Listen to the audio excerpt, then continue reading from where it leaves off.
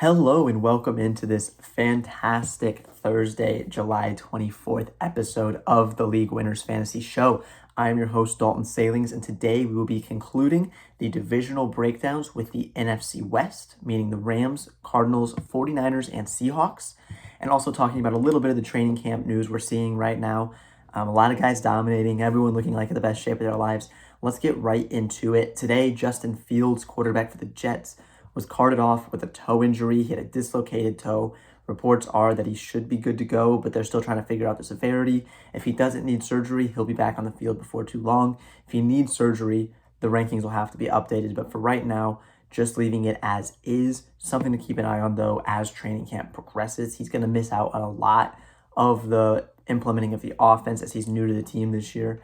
That is an important thing that can't be underestimated. But for right now, my rankings aren't going to change until we get a little bit more information about what's going on. Now, to dive into the NFC West, I'm going to start out with the Rams. At quarterback, Matthew Stafford is back this year. There are reports right now that the Rams are looking to replace him next year, but for right now, Matthew Stafford is here. I have about 4,000 yards and 25 touchdowns. Not very great for fantasy purposes because he's not going to produce very much at all on the ground, but he's going to throw the ball well. He's going to be able to carry some other players to fantasy relevance, but Matthew Stafford is not a guy I'm looking at in terms of his fantasy value. Guys that he'll help carry to fantasy relevance include Puka Nacua. Remind you that Cooper Kupp is gone, Devontae Adams is in. I think Puka Nacua does a little bit better with Devontae Adams. Maybe not better in terms of actual production, but just in terms of targets and everything, I think he will get a lot of those. I'm not as worried about Devontae Adams taking work from him as I've been in past years about Cooper Kupp taking work away from him. So Puka Nacua I have for about 1,200 yards, 91 catches, 6 touchdowns. Not a ridiculous season. Very good season, though. Don't get me wrong. I have him just inside my top 12 wide receivers, a guy that I'm going to be trying to draft because he's a very good player. I have Devontae Adams inside my top 30. So just inside my top 30 for Devontae Adams. I have him for about 800 yards, 8 touchdowns. I think Stafford can get him the ball and is going to give him the ball. And this will be the best Devontae Adams we've seen in these past few years. I think that Stafford has the ability to get it out to him, something he maybe didn't have these last couple of years. I think he's going to get it this year, and he's going to have a strong season. Tutu Atwell and Jordan Whittington are the two other receivers there. Not guys I'm looking at in fantasy, but two good football players that I think will help the Rams on their season. Tight end is Tyler Higbee is the number one. Just a guy's going to go out, get you 50 catches, 500 yards, a few touchdowns. Once again, not really a target for me, but someone I wouldn't mind having. He's in my tight end 2 range. And I think that he could be strong this season, actually the tight end 24 for me. So just on the back end of that tight end 2 range. If you're taking 2 tight ends in your draft, which isn't necessarily the best way to go about it, but it's always an option, something that I have done in the past as well. Tyler Higbee's a guy you might take at that second tight end. And then Terrence Ferguson is also there. Not a guy I'm looking at the draft at all, just someone I've statted out. In the running game, it's Kyron Williams as the one still. Have him for 1,300 yards and 11 scores on the ground. Not a crazy amount of passing work for him, but just a little bit, enough to make you think at least. I have him inside my top 12. I have him as my RB12 right now. Mind you, those rankings are, of course, updating constantly as reports come out from camp and have been fluctuating. But for right now, he is my RB12, last RB1 for those 12-man leagues. I think he's a very good season. Blake Corum's behind him. I don't think Corum takes too much of the work from Kyron. I expect Kyron to be the clear one here, with Corum being a very distant 2, not any sort of 1A, 1B situation as of right now. If Sean McVay comes out and says otherwise and shows otherwise in camp, I'll adjust that. But for right now, I expect Kyron Williams to be the clear one on this team. Kyron and Puka could both be ones at their position very easily, with Devontae Adams being the best option, best of the next options on this team for fantasy. His value might ADP might rise because of the name value. If that is the case, he's not going to be a guy I'm targeting, but I do think he has the potential to have a good season. And at wide receiver, a bounce-back candidate here. I'm going to talk about the Cardinals now. Marvin Harrison Jr., rookie year, a little bit disappointing. I think this year he bounces way back. I'm over 1,000 yards and 9 touchdowns. That puts him firmly in my wide receiver 2 conversation. Have him about mid-tier wide receiver 2 right now. I think he could have a very big bounce-back season. There's been reports in camp about him beefing up, putting on some weight. That's a good thing for a wide receiver. I think that will absolutely help him. Michael Wilson's also on this team. I think he's still going to be good. I liked him a lot last year. This year I don't like him as much, but I think he's going to be a good player. I have him for about 7.5 fantasy points a game. That's another one of those bench wide receivers that you can have on your roster that you feel comfortable playing. I think he's going to be very consistent in his production, just in terms of maybe not having the biggest of plays, but he'll be turning in a few catches every week for that PPR format. Zay Jones and Greg Dortch are both there. Greg Dortch might be a draftable player in fantasy. Zay Jones, I do not believe will be. And I have Greg Dortch around 40 catches, 400 yards, and a score or two. Not a huge season for him, but a good one. Trey McBride is really the other tight end people are talking about, aside from Brock Bowers of the Raiders. I have him for over 1,000 yards. I have him leading this team in targets. I don't know what his touchdown production will look like. He hasn't had a lot of touchdown production in his career. I don't believe this is the year it breaks through either. I think Harrison leads the team in touchdowns this year. Trey McBride coming in second. I have him with 4 touchdowns right now, but still a very strong tight end season. I have him as my second tight end. A lot of people have him as the second tight end. I think the gap is bigger between him and Bowers than a lot of people say, but I do think McBride has a very good season, and you're very happy if you draft him, likely wherever his value is. If it's in the 3rd or 4th round, I think that's a great spot to grab McBride right now, and his value will reflect that, in my opinion. At quarterback, I have Kyler Murray. Kyler's been quarterbacking here. There's obviously a lot of jokes about him and what he can do, but I think that Kyler is a good quarterback. I think this year he has a good season. I have him just under 4,000 yards, as well as about 500 yards on the ground, which of course that rushing upside will help him a lot. I have him in my QB1. He's my QB11 right now. Actually, one spot behind the next quarterback we're going to talk about. But I do think Kyler has a strong season. I think his connection with Marvin Harrison will grow, and that'll help both of them in their fantasy values. He will be a guy that I'm trying to target in drafts because he has a little bit of that rushing floor, and I think that he could have a very strong season with Harrison. That is a stack. So taking a quarterback and a wide receiver, or a quarterback and a tight end in the same team, if you end up with Trey McBride or Marvin Harrison, I would absolutely be targeting Kyler Murray as your quarterback to get those spike weeks for when he throws a touchdown or two to those guys, and you get those double points.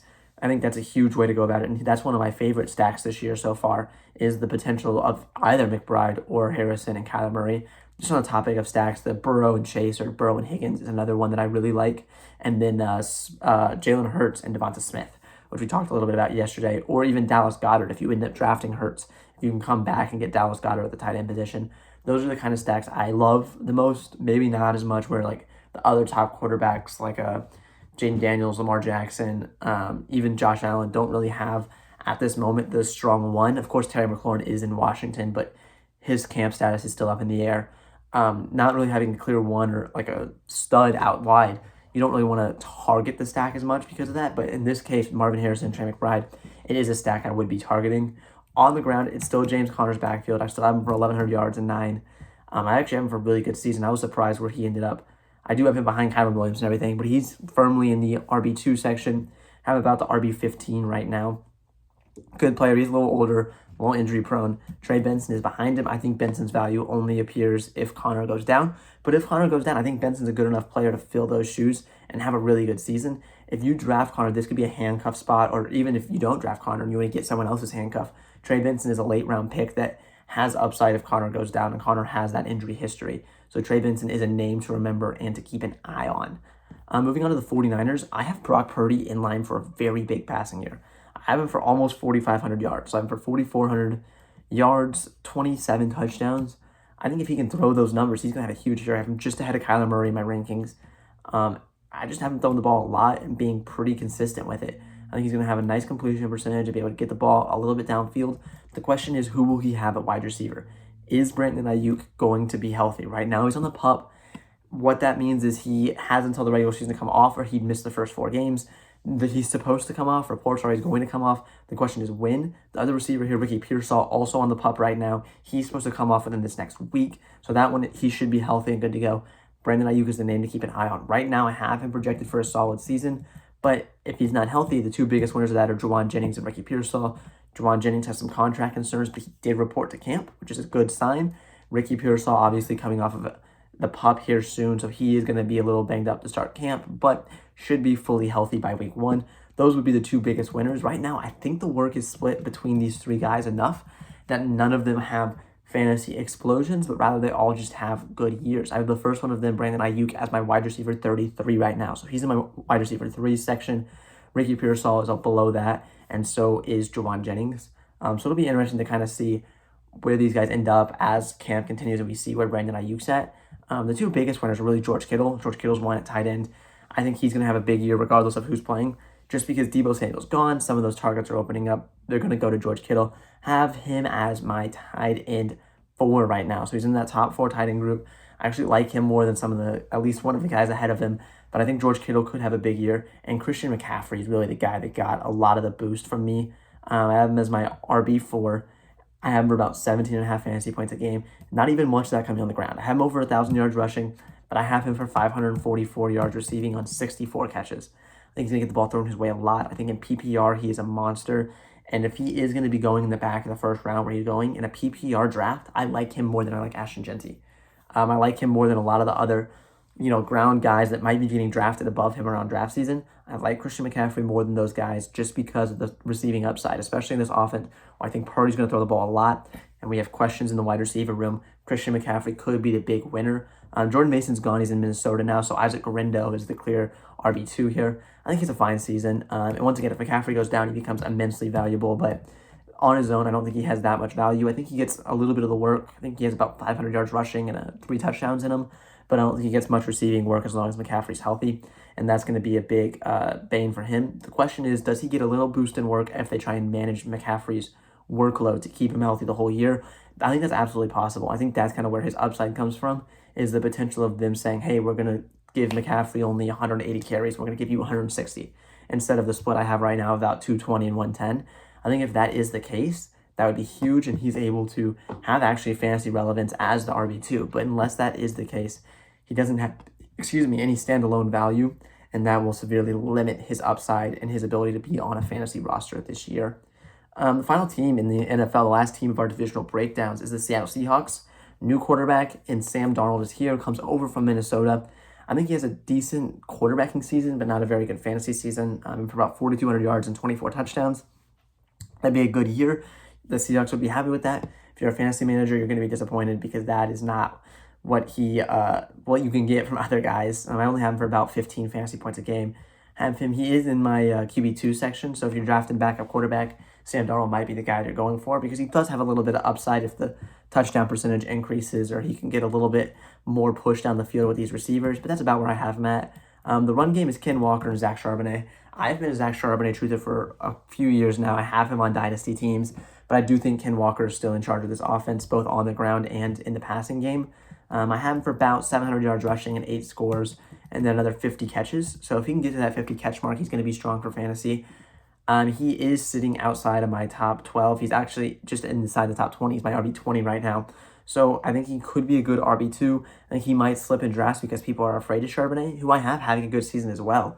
He's an RB2. I'd be more than happy to draft. I have him about 600 yards and 7 scores on the ground and then 30 catches. So I think that Darnold could get the running backs involved in the passing game, and I do believe that both of these guys could be fantasy relevant as the season goes along. I like Ken Walker to be the 1A and Zach Charbonnet to be the 1B here, though. So if you are just trying to get a Seahawk running back, Ken Walker is the way to go, but Charbonnet is a solid late-round value. In the receiving game, we talked about Cooper Kupp coming over from the Rams. He is firmly the wide receiver 2 here. DK Metcalf and Tyler Lockett are both gone, meaning Kupp slides perfectly into the 2 spot. I have him just under 900 yards and 7 scores. So I think that could be a very good season. About 12 fantasy points per game sticks him firmly just outside the top 24 wide receivers. Whereas Jackson Smith and Jigba, the number 1 wide receiver there, JSN, I have inside my top 12. So that's very something to keep an eye on. I think JSN is a big improvement this year. I think he's a breakout candidate here. Have him for over 1,000 yards, nearly 100 catches. I think he is a guy that could break out this year with Sam Darnold. Darnold proved he can get the ball against good receivers last year in Minnesota with Jordan Addison and Justin Jefferson. I think he does the same thing this year with JSN and with Cooper Kupp. Noah Fant was cut from the Seahawks just this week. So I currently have Elijah Orio, the rookie out of Miami, being the biggest winner of this. I think he's the guy that takes over some of that work. Obviously, A.J. Warner's there as well, but I think the rookie is the guy that gets the work there. I think I have Elijah for about 6 fantasy points a game. Not a guy I'm going to be drafting, but I do think he is the one that gets some of that work. And then MVS, Marquez Valdez-Scantling, is in Seattle as well. Not a guy I'm drafting for fantasy, but he'll have a couple big weeks and a couple big plays this season. That actually concludes the divisional breakdowns here, which means next up we'll be getting into the positional rankings, just breaking down the top 12 as well as a couple other guys I'm targeting. That's going to be a little bit more ADP focused, so I'll have ADP. I'm going to be using Sleeper for that ADP, but we'll be taking a look at that and seeing where my guys fall, who's the biggest values, who's some of the guys I think might be overvalued. and just going from there, and hopefully getting in a mock draft episode some point here soon, maybe in the middle of those player breakdowns, the player rankings for the positions, but who knows, hopefully we have one of those coming soon. Thank you very much for tuning in, and have a fantastic day.